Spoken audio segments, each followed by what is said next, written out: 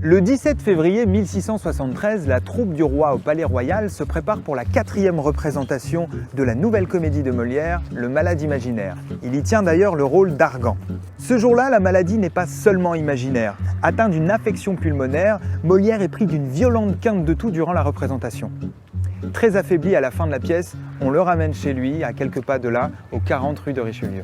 La légende voulant que Molière soit mort sur scène en s'écroulant dans son fauteuil durant la dernière représentation, elle est très belle, mais elle est fausse.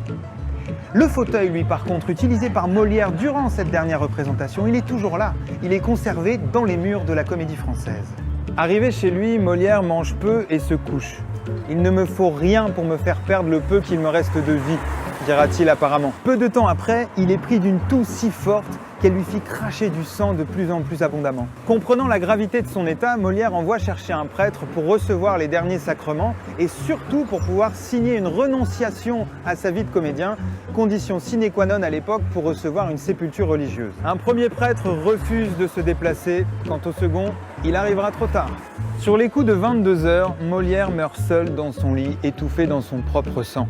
Il rend l'âme seulement entouré de 2 religieuses à qui il a offert l'hospitalité durant cette période de carême. Chose très surprenante également, Molière meurt 1 an jour pour jour après Madeleine Béjart, le premier grand amour de sa vie, avec qui il créera l'illustre théâtre, qui le suivra partout et qui restera auprès de lui jusqu'à la fin.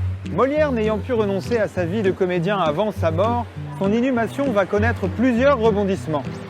Mais ça, je vous en parlerai une prochaine fois.